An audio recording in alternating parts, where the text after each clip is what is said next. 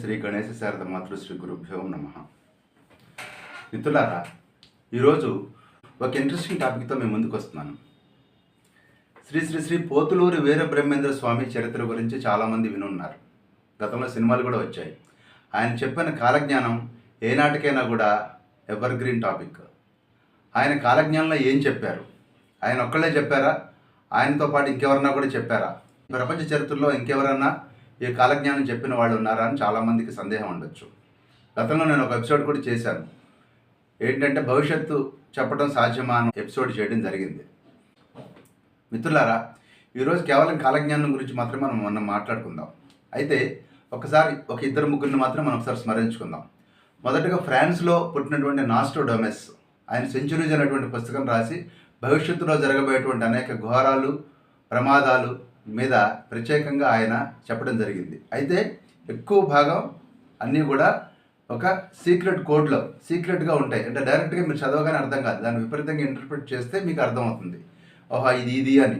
అది కూడా కేవలం మన యొక్క ఊహాశక్తికి చాలా పనిపెట్టేటువంటి గ్రంథం సెంచురీస్. అదేవిధంగా షీరో కూడా భవిష్యత్తు గురించి చాలా ప్రిడిక్షన్స్ చెప్పడం జరిగింది. బాబా వంగ, మదర్ డిక్సన్, ఇలాంటి వారు ఎంతోమంది కూడా భవిష్యత్తు గురించి అనేక రకాల ప్రెడిక్షన్స్ ఇచ్చినట్టు చెప్తారు. ఇంతమంది గురించి చాలా గొప్పగా చెప్పుకుంటాం, కానీ మన తెలుగువాడు, మన ప్రాంతం వాడైనటువంటి శ్రీ పోతులూరి వీరబ్రహ్మేంద్ర స్వామి గురించి మాత్రం మనకి చాలా తక్కువ తెలుసని చెప్పాలి. కాలజ్ఞానం గురించి చాలామంది వినుంటారు. అక్కడొక పదం ఆయన చెప్పిన కాలజ్ఞాన వాక్యాలు, గోవింద వాక్యాలు చాలామంది వినుంటారు. కానీ నిజానికి అసలు పోతులూరి వీరబ్రహ్మం గారి గురించి కానీ ఆయన కాలజ్ఞానం గురించి కానీ మనకు తెలిసింది చాలా తక్కువ. నేను వీలైనంత వరకు క్రిస్టల్ క్లియర్గా ఇంటర్ప్రిట్ చేసే విధంగా ఆయన యొక్క కాలజ్ఞానం గురించి చెప్పే ప్రయత్నం చేస్తాను. ఇక బ్రహ్మంగారు, పోతులూరి వీరబ్రహ్మం గారు 1608 సంవత్సరం ప్రాంతంలో పుట్టినట్టుగా, దాదాపుగా 85 సంవత్సరాల పాటు జీవించినట్టుగా కూడా మన చరిత్రకారులు చెప్తూ ఉన్నారు. ఏదేమైనప్పుడు కూడా 85 సంవత్సరాల కాలం జీవించినటువంటి ఆయన పరిపూర్ణమైనటువంటి యోగ సిద్ధిని పొందారని, ఆయన ఆ సందర్భంలోనే చిన్న వయసులోనే మన యొక్క రవ్వలకొండ, మన యొక్క కర్నూలు జిల్లాలో ఉన్నటువంటి రవ్వలకొండలో ఒక భూగృహంలో కూర్చుని కాలజ్ఞానం రాశారు అని చెప్తూ ఉంటారు. కందిమల్లేపల్లె, మనగానపల్లి, ఈ రెండు కూడా బ్రహ్మంగారికి ముఖ్యమైనటువంటి ప్రాంతాలు. మనగానపల్లిలో ఈయన యొక్క కాలజ్ఞానం ఒక చింత చెట్టు కింద పాత్రలాగా పెట్టి ఉంచబడిందని, కలియుగాంతంలో దాన్ని బయటకు తీస్తారని కూడా నమ్మకం. ఆయన మనమరాలైనటువంటి ఈశ్వరమ్మ గారు కూడా కాలజ్ఞానం రాశారని కూడా ప్రతీతి. ఆవిడ పేరు మీద కూడా అనేక కాలజ్ఞాన గ్రంథాలు, వాక్యాలు ప్రచారంలో ఉన్నాయి. అయితే ముఖ్యంగా బ్రహ్మంగారు కాలజ్ఞానం రాయటంతో పాటు ఆనాటి సమాజంలో ఉన్నటువంటి మూఢ విశ్వాసాలను, అంధవిశ్వాసాలను కూడా తీవ్రంగా నిరసించి సమసమాజం కోసం కూడా ఆయన కృషి చేసినటువంటి సందర్భం ఉంది. ఏదేమైనప్పుడు కూడా బ్రహ్మంగారు అటు జ్ఞానాన్ని, ఇటు కాలజ్ఞానాన్ని రెండూ కూడా ప్రజలకు బోధించేందుకు ప్రయత్నం చేశారు. ఈ కాలజ్ఞానం దాదాపు 350 సంవత్సరాల క్రితం నాటిది. ఈ కాలజ్ఞానం యొక్క ఒరిజినల్ ప్రతిని మన యొక్క బ్రిటిష్ దొరైనటువంటి సిపి బ్రౌన్, మన తెలుగు డిక్షనరీ రాశారు కదా మొదటగా, ఆ సిపి బ్రౌన్ గారు ఈ యొక్క కాలజ్ఞాన ప్రతికి నకలు చేయించినట్లుగా ఉంది. ఇది తంజావూరు సరస్వతి మహల్ లైబ్రరీలో ఈ యొక్క సిపి బ్రౌన్ గారు కలెక్ట్ చేసినటువంటి కాలజ్ఞానం ఉందని చెప్తూ ఉంటారు. అదేవిధంగా ఇంకొక ప్రతి తిరుపతిలోని ప్రాచ్య పరిశోధనా కేంద్రంలో కూడా చేతి వ్రాతలో రాయబడి ఉంది కాలజ్ఞానం యొక్క ఇంకొకటి. అయితే ఈ కాలజ్ఞాన గ్రంథంలో చెప్పుకున్నటువంటి అనేక విషయాల్లో ఏది ఒరిజినల్, ఏది ప్రక్షిప్తం అంటే తర్వాతి కాలంలో దాంట్లో ఇన్కార్పొరేట్ అయింది, అలాగే ఏది బ్రహ్మంగారు చెప్పారు, ఏది తర్వాతి కాలంలో ఈశ్వరమ్మ గారు చెప్పారు అనే విషయంలో కూడా కొంత కన్ఫ్యూజన్ ఉన్నప్పటికీ కూడా ఈ కాలజ్ఞానం గురించి తెలుసుకోవడంలో చాలా ఇంట్రెస్టింగ్గా ఉంటుంది. మనం కాలజ్ఞాన వాక్యాల మీదకి వెళ్ళిపోయి ఒక్కొక్క వాక్యాన్ని మనం ఇంటర్ప్రిట్ చేసే ప్రయత్నం చేద్దాం. మొదట గరిమిరెడ్డి అచ్చమ్మ గారికి ఈ బ్రహ్మంగారు కాలజ్ఞానం చెప్పారు. వీటిలో కొన్ని జనరల్ పాయింట్స్ని బ్రహ్మంగారు చెప్పడం జరిగింది. ఫర్ ఎగ్జాంపుల్, ఆయన చెప్పిన కొన్ని పదాలు మీకు చెప్తాను. పుణ్యతీర్థాల్లో మాత్రమే ధర్మదేవత తిరుగాడును అన్నారు. అంటే కేవలం దినాలకి పాపభీతి ఉండి వారు గుళ్ళకి గోపురాలకి వెళ్ళి పుణ్యక్షేత్రాల్లో ఉన్నప్పుడు మాత్రమే కాస్త కంట్రోల్లో ఉంటారు. మిగిలిన అన్ని సందర్భాల్లో కూడా జనాలలో ధర్మభావన ఉండదు. అంటే బుద్ధిలో కానీ చేతల్లో కానీ చెడు అనేది ఉంటుంది. కేవలం క్షేత్రాల్లో మాత్రమే కాస్త కంట్రోల్లో ఉంటారని బ్రహ్మంగారు చెప్పడం జరిగింది. వర్ణాశ్రమ ధర్మాలు నశించును, అది ఎలాగో జరుగుతున్నాయి. పాడి పంటలు తగ్గుతున్నాయి. కుటుంబ ధర్మం నశిస్తుంది, ఇది కూడా ఈరోజు మనం గమనిస్తూనే ఉన్నాము. వాయు వరుసలు కింద మీద అవును తెలుసు.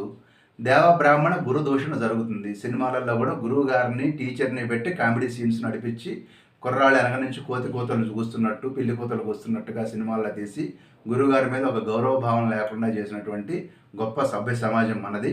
ఆ సమాజంలో మనందరం కూడా ఉంటున్నాము. ఈ విషయం బ్రహ్మంగారు ఆ రోజున చూసి చెప్పారు. ఇక దొంగల వల్ల, రోగాల వల్ల, అగ్ని వల్ల ప్రపంచంలో భయం అధికమవుతుందని చెప్పారు. ఇవన్నీ మనం కరోనా లాంటి వ్యాధులు, అలాగే అగ్ని ప్రమాదాలు. అగ్ని కారణం అంటే అన్ని చోట్ల అగ్నే కదా. బస్సు ప్రమాదాలు, రైలు ప్రమాదాలు, ఆకాశంలో యుద్ధాలు, విమాన ప్రమాదాలు, ఇవన్నీ కూడా అగ్నికి సంబంధించినటువంటి భయాలే. అంతేవిధంగా ఆయన ఇంకో మాట ఏమన్నారంటే బెంట్లు మునుగును గుంట్లు తేలును అన్నారు. అంటే బళ్ళు ఓడలు, ఓడలు బళ్ళు అవుతాయని చెప్పని అర్థం. అంటే గొప్పవాళ్ళు పతనమైపోవటం, పతనమైన వాళ్ళు గొప్పవాళ్ళు కావటం, అడుక్కిళ్ళిన దేశాలు మళ్ళీ ఉత్తమ స్థితిని పొందటం మన ఇండియా లాగా, అలాగే ఉత్తమ స్థితికి పొంది గొప్ప దేశాలు కూడా సర్వనాశనం అయిపోవటం, ఇవన్నీ కూడా మనం చూసాము, చూస్తున్నాము, చూడబోతున్నాము. కొండలు మండుతాయి అన్నారు. అగ్నిపర్వతాలు, కార్చిచ్చులు, ఇవన్నీ కూడా ఈ పాయింట్లోకి వస్తాయి. కడుపులో మంటలు, నోటిలో బొబ్బలు పుట్టి రక్తం కక్కి గుండెలు పగిలి నడినెత్తి పగిలి జనాలు మరణిస్తారు సామూహికంగా అన్నమాట కూడా బ్రహ్మంగారు చాలా సందర్భాల్లో చెప్పడం జరిగింది. ఇవన్నీ కూడా బాంబు విస్ఫోటనాలు, అణుబాంబు ప్రయోగాలు లాంటివి ఇండికేట్ చేస్తూ ఉన్నాయి. పశువులు, పక్షులు గుంపులుగా చస్తాయని చెప్పి కూడా బ్రహ్మంగారు చెప్పారు. ఇది కూడా రకరకాల బర్డ్ ఫ్లూ లాంటి వ్యాధులు, అనేక రకాల వ్యాధులు వచ్చి ఇవన్నీ సాధారణంగా జరుగుతూనే ఉన్నాయి. నెత్తురు భూమితో తడుస్తుంది, కొండలాగా ఎముకలు పోగుపడతాయి అన్నారు. ఇవన్నీ కూడా యుద్ధ రంగంలో, యుద్ధ వాతావరణంలో ఇలాంటివన్నీ సాధ్యమే జరుగుతున్నాయి. ఆకాశంలో పొగలు, మంటలు పుడతాయి అన్నారు. ఇది కూడా బాంబులు, రాకెట్ల కారణంగా, యుద్ధాల కారణంగా మనం గమనించవచ్చు. అదేవిధంగా పుణ్యస్థలాలు, దేవాలయాలు పాడుపడతాయి. ఇప్పుడు భారతదేశంలో ఉన్నటువంటి అనేక దేవాలయాల్లో కనీసం పూజా పునస్కారం, నైవేద్యం, కనీసం హారతి ఇచ్చే వాళ్ళు కూడా లేని ఎన్నో గుళ్ళు, వందల వేల గుళ్ళు అలాగా తాళాలు పడి ఆ యొక్క దొంగల పాలైపోతున్నాయి. విగ్రహాలు కానివ్వండి, అందులో ఉన్న వస్తువులు కానీ. ఎవరో కనీసం 10 రూపాయలు లక్షణ వేసేవాళ్ళు లేరు, గుడికి వెళ్ళేవాళ్ళు లేరు. సో గుడులు ఎలా ఉద్ధరించబడాలి అనేది మనం నేటి సమాజం ఆలోచించాలి. బ్రహ్మంగారు ఆ రోజుల్లోనే చెప్పారు, చాలా గుళ్ళు పాడుబడిపోతాయి అని చెప్పని. అలాగే ఆకాశంలో తూర్పు పడమరలకు చంగావి రంగు చీర కట్టినట్టు ఉంటుంది అన్నారు. ఇది కూడా అణుధూళి, అణుయుద్ధం కారణంగానే ఇలాంటివి సాధ్యమవుతాయి. లేదా ప్రకృతి వైపరీత్యము, ఏదైనా ఉల్కాపాతం లాంటివి జరిగితే కూడా ఇలాంటిది సాధ్యం. ఈ విషయాన్ని బ్రహ్మంగారు కూడా దర్శించారు ఆ రోజుల్లో. కొండల్లో ఘనఘన ధ్వనులు పుడతాయి, భూకంపాలు కావచ్చు. అదేవిధంగా కొండలను తవ్వి అనేక రకాల గనులు తవ్వుతున్నాం మనం. ఇవన్నీ కూడా బ్రహ్మంగారు ఆ రకంగా ఇండికేట్ చేశారు. ఇతర దేశాల వాళ్ళు అనేక కష్టాలు పడతారు అని కూడా చెప్పారు. ఇప్పుడు మనం చూస్తున్నాం అది. ఇవన్నీ కూడా జనరల్ టాపిక్స్ బ్రహ్మంగారు చెప్పారు గరిమరెడ్డి అచ్చమ్మ గారికి.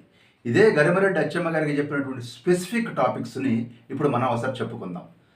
శ్వేతముఖులైన విదేశీయులు భారతదేశం మొత్తం పరిపాలిస్తారు. ఇది బ్రహ్మంగారి కాలజ్ఞాన వాక్యాల గరిమరెడ్డి అచ్చమ్మ గారికి చెప్పినట్లుగా ఉంది. ఇది క్లియర్గా ప్రూవ్ అయింది.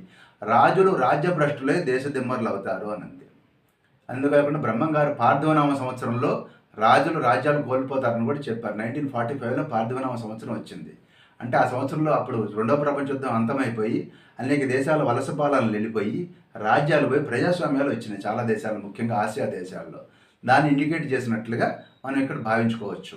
అదేవిధంగా రాజ్యాలు నష్టమైపోతాయి అన్నారు. ఇది కూడా దీనికి సంబంధించినటువంటి వాక్యమే.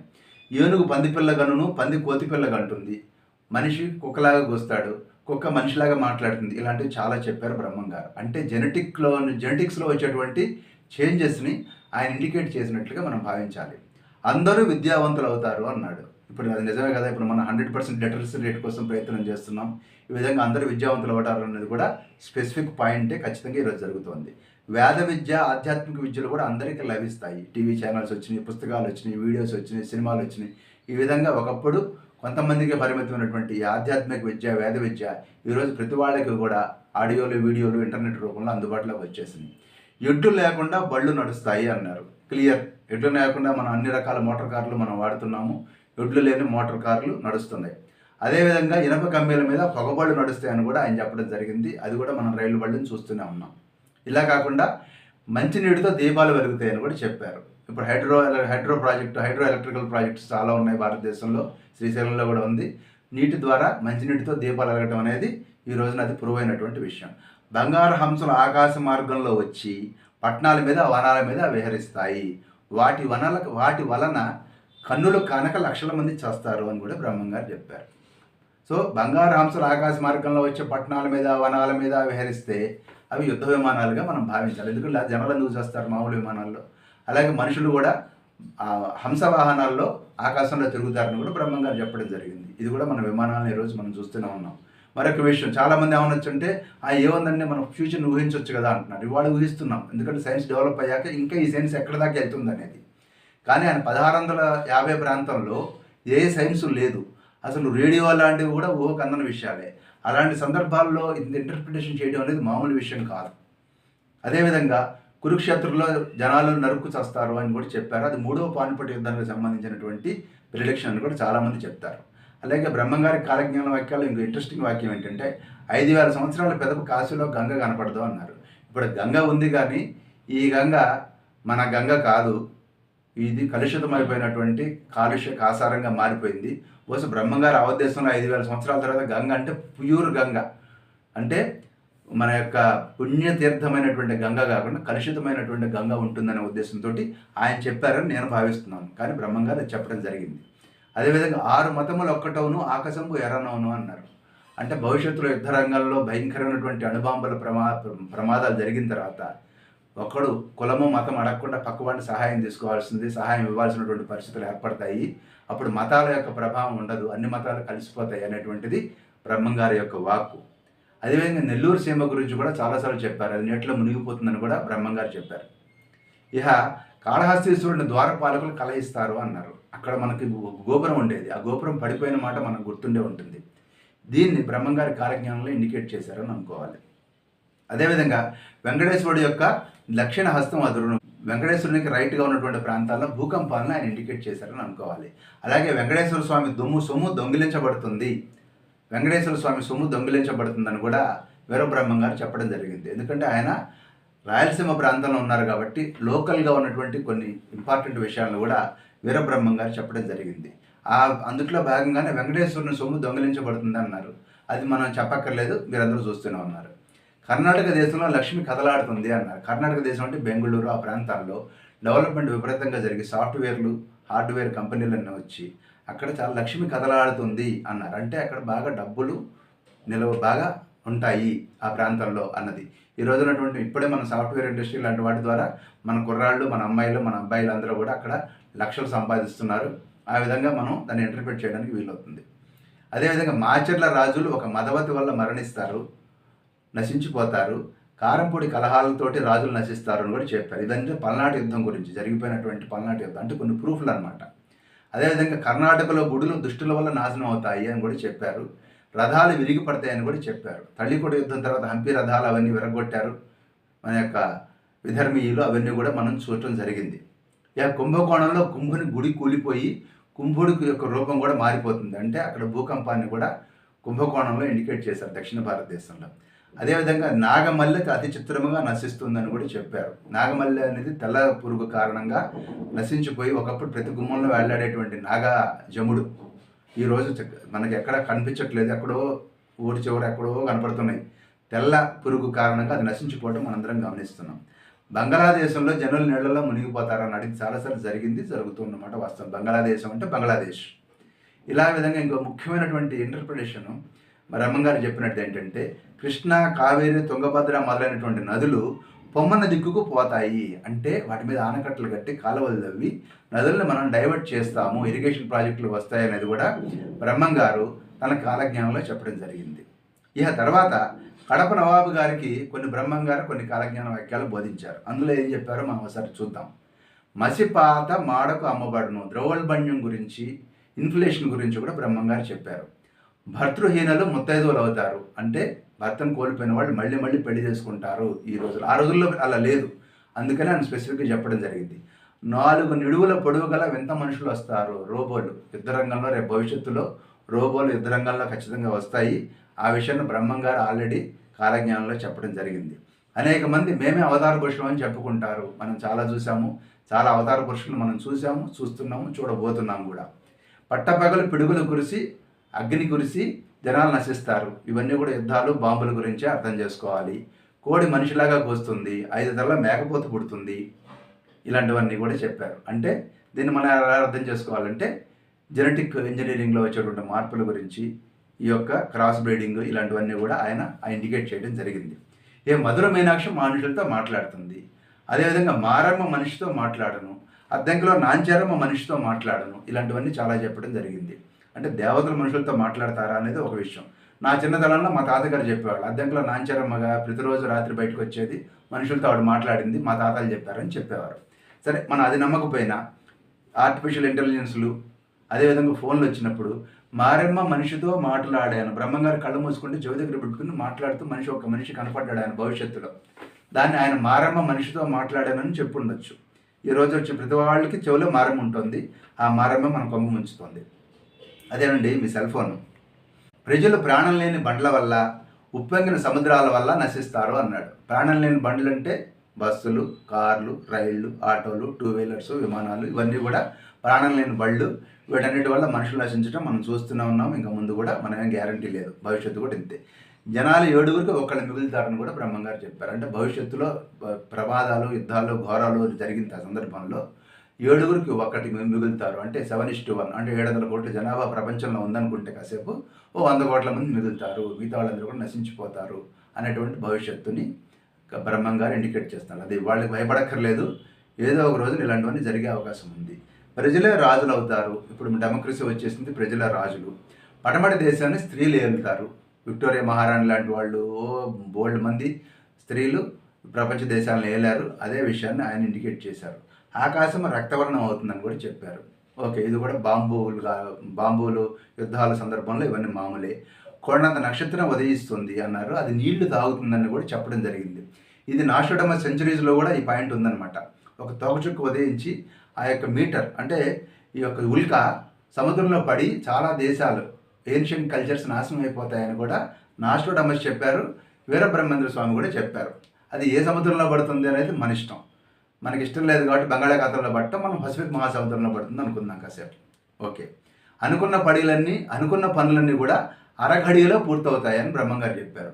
అరఘడియలో పూర్తవడం అంటే అదేనండి, మీరు సెల్ ఫోన్ పెట్టుకుని టపా బిల్స్ కొడుతున్నాం, బోల్డ్ యాడ్లు వస్తున్నాయి, మనం చూస్తున్నాం. టక్ మని టెలిఫోన్ బిల్లు రాగానే మనం కట్టేస్తాము, లేకపోతే వాటర్ బిల్లు వస్తే క్షణంలో కట్టేస్తాము, హౌస్ ట్యాక్స్ క్షణంలో కట్టేస్తాం. ఏదైనా పని ఉందంటే ఇమీడియట్ రిజర్వేషన్ వెళ్ళకుండా ఇక్కడ ఆన్లైన్లో బుక్ చేస్తున్నాం. ఇవన్నీ కూడా బ్రహ్మంగారు ఒక్క మాటలో చెప్పారు. అనుకున్న పనులు అరగడిలో నెరవేరును అన్నారు. అది నెరవేరుతున్నాయిగా, మనం చూస్తూనే ఉన్నాం. చీమ ఏనుగులాగా కనిపిస్తుంది అన్నారు. మ్యాగ్నిఫికేషన్ ఇవన్నీ కూడా టెక్నాలజీ వచ్చిన తర్వాత ఇదంతా చాలా మామూలు సాధారణమైనటువంటి విషయం. మైక్రోస్కోప్లో వచ్చిన రకరకాల టెక్నాలజీలు డెవలప్ అయినాయి. ఇత్తడి బంగారం లాగా చలామణి అవుతుంది. ఇప్పుడంతా ఆర్టిఫిషియల్ నగలు వచ్చేసినాయి.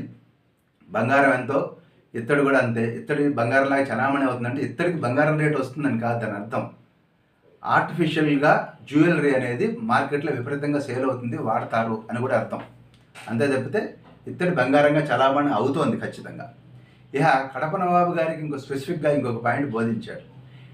కృష్ణవేణి నది కనకదుర్గాదేవి ముక్కు పోగు అందుకుంటుంది అని కూడా చెప్పడం జరిగింది బ్రహ్మంగారు. ఇది చాలామంది చిన్న పెద్ద వినుంటారు. కనకదుర్గ ముక్కు పోగు కృష్ణానది అందుకోవాలంటే కృష్ణానది వాటర్ ఎంత వెళ్ళాలి, ఎంత హైట్కి రావాలి, సముద్ర తీరం యొక్క మట్టానికి అసలు విజయవాడ ఎంత హైట్లో ఉందనేది తెలుసుకుందాం. విజయవాడ సముద్ర మట్టానికి 36 మీటర్ల ఎత్తులో ఉంది. అంటే కనీసం సముద్ర పొలలు ఒక 50 మీటర్ల ఎత్తుకి అలలు ఎగిసిపడేంత పరిస్థితి ఉంటేనే ఇది సాధ్యం. అంటే భవిష్యత్తులో ఇటు కృష్ణానది వరదలో ఉన్నప్పుడు అటు నుంచి సునామీ కనుక వస్తే కృష్ణానది సముద్రంలో కలిసేందుకు అవకాశం లేక సముద్రపు వాటర్ కృష్ణా వాటర్ని ఎదురుతంతే కృష్ణానది వెళ్ళి కనకదుర్గ ముక్కు పోగు పట్టుకోవాలి. ఇది లాజిక్. సో మనకి విజయవాడ 36 మీటర్ల హైట్లో ఉంది సముద్ర మట్టానికి. అదేవిధంగా గుంటూరు 29 మీటర్ల హైట్లో ఉంది, నెల్లూరు 17 మీటర్ల హైట్లో ఉంది, విశాఖపట్నం 16 మీటర్ల హైట్లో ఉంది, అలాగే ఏలూరు 8 మీటర్ల హైట్లో ఉంది, ఒంగోలు 10 మీటర్ల హైట్లో ఉంది సముద్ర మట్టానికి. అంటే ఈ సముద్రం కనుక ఒక్కసారి పొంగితే ఏదైనా సందర్భంలో ఈ యొక్క లోతట్టు సముద్ర తీరానికి డౌన్లో ఉన్నటువంటి అనేక ప్రాంతాలకి జలగండం పొంచి ఉందని బ్రహ్మంగారు చెప్తున్నారు. ఇది వాళ్ళు అవుతుందని కంగారు పడి విజయవాడలో మనం స్థలాలు అమ్ముకోకర్లేదు. ఎప్పుడో ఏదో ఒక నాటికి ఇలాంటి ప్రమాదం ఒకటి ఉందని బ్రహ్మంగారు చెప్పారు. ఇలాంటి ప్రమాదాలను ఎదుర్కొనే శక్తి మనకు కూడా ఉంది, మనకు భగవంతుడు ఆ శక్తిని ఇస్తాడు. అదేవిధంగా కనకదుర్గ కొండ పగులుతుందని కూడా బ్రహ్మంగారు చెప్పడం జరిగింది. ఇది కనకదుర్గ కొండ పగలలేదు, మనమే పగలగొట్టి బోల్డ్ కాటేజీలు కట్టిస్తున్నాం, బోల్డ్ డెవలప్మెంట్స్ చేస్తున్నాము. అది కనకదుర్గ కొండ ఏంటి, తిరుపతి కొండ కూడా పగిలినట్టే లెక్క. అన్నీ మనం పగలగొట్టి మన యొక్క కొత్త కన్స్ట్రక్షన్స్ చేస్తున్నాం. అదేవిధంగా పంచాననం వారికి బ్రహ్మంగారు బోధించిన కాలజ్ఞానంలో ఉత్తర దేశంలో గాంధీ అనేటువంటి ఒక బేరి కోమటి వ్యక్తి పుట్టి ప్రజల యొక్క పూజలు అందుకుంటాడు అని చెప్పడం జరిగింది. ఇది ఒరిజినల్గా చెప్పారా ప్రక్షత్వం అని చాలామంది సంశయం చెప్పినప్పటికీ ఇందుట్లో జరిగిన మాట వాస్తవం. గాంధీ అనేటువంటి మహాత్మా గాంధీ ప్రజల యొక్క పూజలు అందుకున్న మాట వాస్తవం. అదేవిధంగా నవాబుకు బోధించిన కాలజ్ఞానంలో కొన్ని జనరల్ పాయింట్స్లో ఇంకేం చెప్పారంటే సరస్వతిని అంగట్లో అమ్ముతారు అన్నారు. మనకు బోల్డ్ కాలేజీలు స్కూళ్ళు వచ్చిన ఐఐటి అనుకుంటూ ఇలాంటివన్నీ కూడా కమర్షియల్ అయిపోయినాయి. విద్యా వైద్యం కమర్షియల్ అయింది. ఆ కమర్షియలైజేషన్లో భాగంగా సరస్వతిని అంగట్లో అమ్ముతున్నారు. ఒకప్పుడు అది ఫ్రీగా చెప్పేవాళ్ళు విద్య, రాజులే ఈ యొక్క విద్యాలయాలు పోషించేవాళ్ళు. ఆ కాలం మారిపోయి విద్యను ప్రతి ఫీజు ఇది పరిస్థితి. అలాగే పర్వతాల్లో పసిడిని పసిగట్టి వాటిని పగలగొడతారు పర్వతాలు అన్నారు. ఇప్పుడు మనం మైనింగ్ చేస్తున్నాం, గోల్డ్ మైనింగ్, అదే బ్రహ్మంగారు ఆ రోజుల్లో చెప్పడం జరిగింది. సాగరంలో జీవులు నశిస్తాయి, వాటర్ పొల్యూటే, సముద్రం కూడా పొల్యూటే. సముద్రంలో కూడా అనేక రకాల ఆయిల్ రిఫైనరీస్ డెవలప్ అయిన సందర్భంలో సముద్ర జీవులు నశించటము, అదేవిధంగా అణుబాంబుల ప్రయోగాలు, సముద్రం అడుగులో ఉన్నటువంటి చేసేటువంటి అనేక రకాల ప్రయోగాలు, అణు విస్ఫోటనాలు, ఇవన్నీ కూడా సాగర జీవులకు ప్రాణాంతకంగా తయారైనవి. అదే విషయాన్ని బ్రహ్మంగారు తన కాలజ్ఞానంలో చెప్పారు. ధరణిలో ధనం అమితమయ్యేను అన్నారు. చూస్తున్నాం, ఎక్కడ చూసినా డబ్బు పెరిగిపోయింది కూడా. అందరికీ కూడా అవసరాన్ని మించినటువంటి డబ్బు చేరుతోంది. ఇదంతా కూడా బ్రహ్మంగారు ఆ రోజున చెప్పడం జరిగింది. అదేవిధంగా బ్రహ్మంగారు చెప్పిన దాంట్లో ఇంకో మాట చెప్పారు. మూసీ నది పొంగి పట్టణం మునిగి తిరిగి పునరుద్ధరించబడును అన్నారు.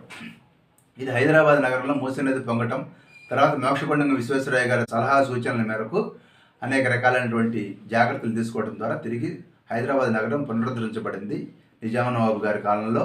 ఇదంతా కూడా వాస్తవం. ఇది బ్రహ్మంగారు ప్రెడిక్షన్లో చెప్పడం జరిగింది. అదేవిధంగా చీమగుర్తి 12 ఆమళ్ళ పట్టణం అవుతుంది. ఇది కూడా బ్రహ్మంగారు చెప్పారు మన యొక్క నవాబు గారికి.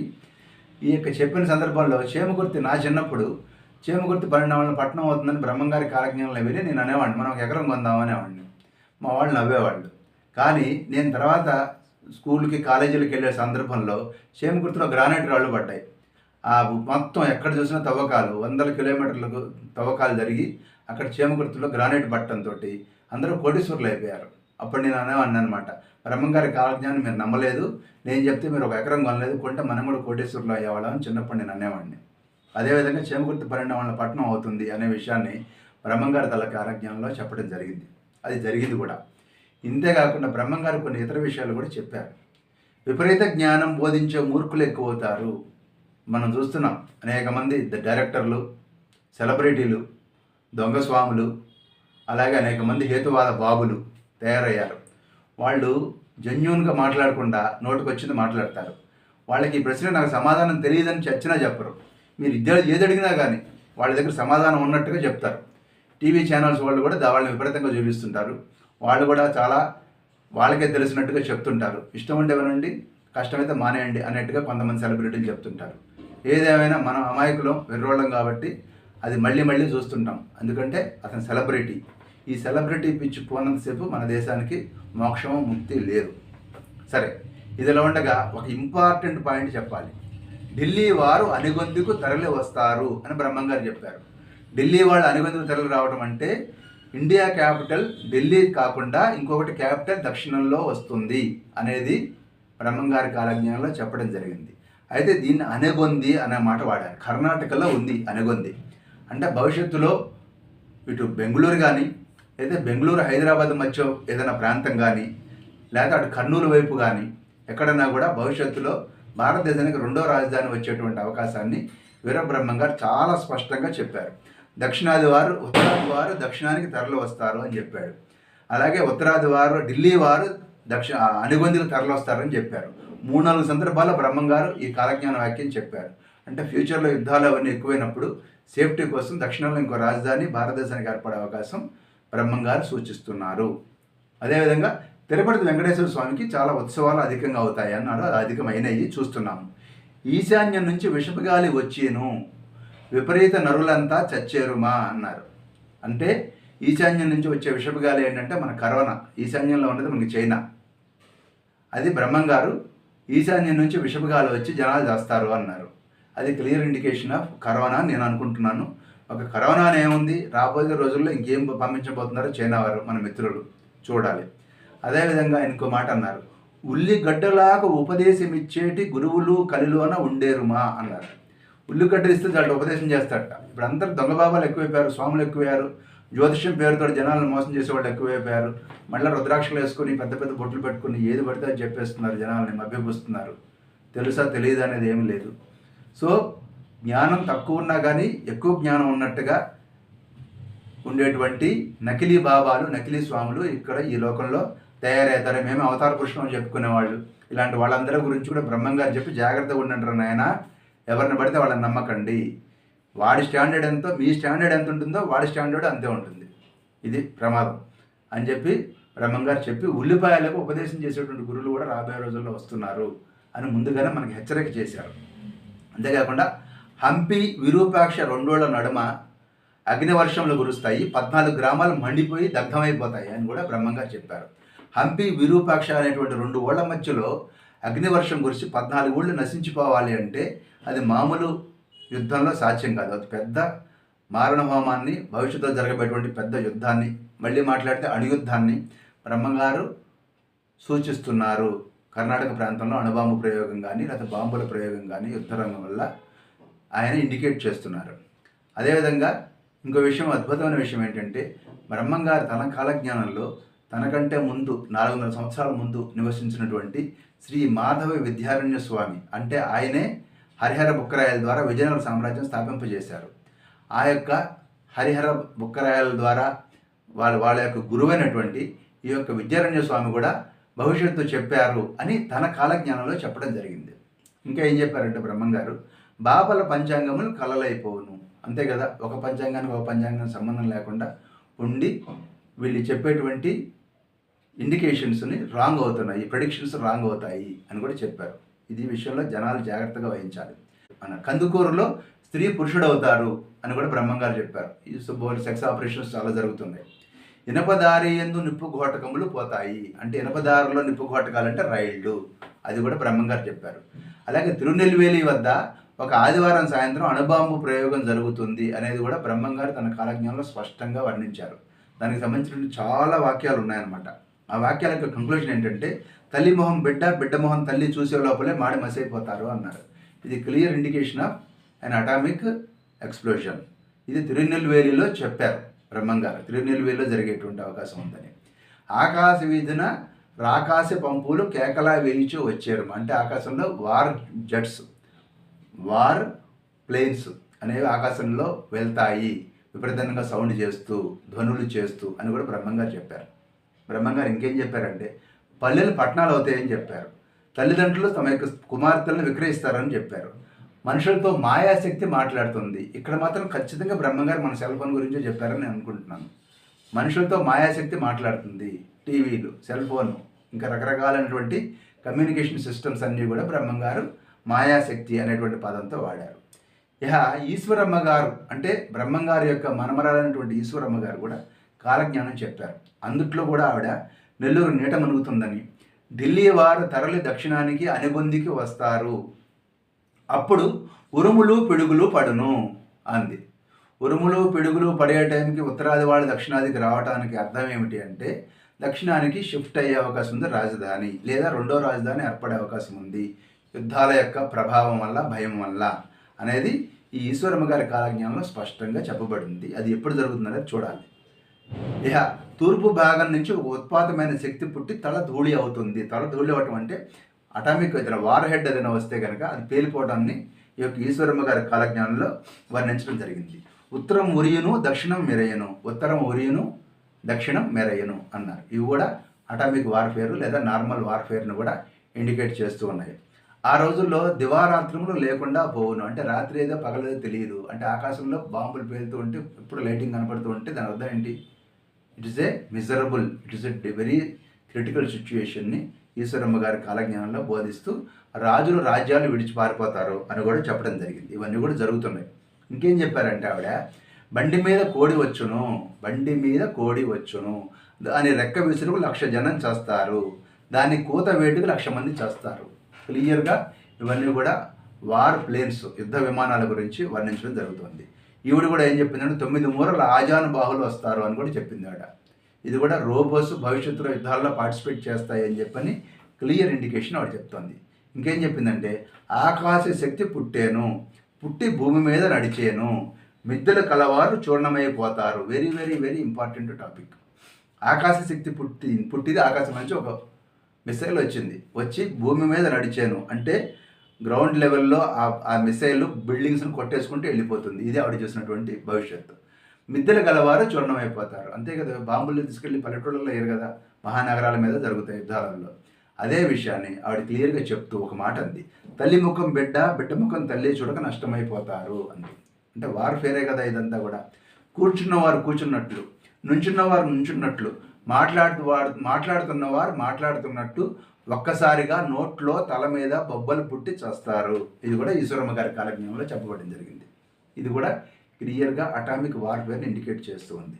4 జాతుల వారు ఒక జాతి అవుతారు, అన్ని వర్ణాల వారు ఒక చోట నీరు తాగుతారు. యుద్ధాలన్నీ జరిగి ప్రపంచమంతా సర్వనాశనం అయిపోయి జనాలు 7ఊరికి ఒకళ్ళు మిగిలే పరిస్థితి ఏర్పడి ప్రపంచం అనేక రకాలైనటువంటి ప్రమాదాలు ఎదుర్కొన్న సందర్భంలో కులాలు, మతాలు, వర్ణాలు, వర్గాలు ఇవన్నీ కూడా పోయి ఒకళ్ళనొకరు సహాయం చేసుకోవాల్సినటువంటి పరిస్థితి వస్తుంది భవిష్యత్తులో అని కూడా ఈ కాలజ్ఞానంలో ఈశ్వరమ్మ గారు వర్ణించడం జరిగింది. ఇది ఈశ్వరమ్మ గారు బ్రహ్మం గారి కాలజ్ఞానంలో ఐటమ్స్ మిక్స్ అయిపోవటం వల్ల కొన్ని స్పెసిఫిక్ ఈశ్వరమ్మ గారి పేరు మీద ఉన్నటువంటి కాలజ్ఞాన వాక్యాలను విడిగా చెప్పాను. కానీ ఏదేమైనా కానీ ఈ కాలజ్ఞానం అనేది ఒక అద్భుతమైనటువంటి భవిష్యత్తు దర్శనం చేయటం అనేటువంటి ఒక అద్భుతమైన విషయం. ఇలాంటి విషయాల్ని ఎవరికి మనం ప్రచారం చేసుకోము, ఎవరికి తెలియదు కూడా. మన బ్రహ్మంగారు ఇంత డీటెయిల్డ్గా ఇంత వివరంగా భవిష్యత్తుని ఊహించారు, సూచించారు అని చెప్పనేసి. స్వస్తి.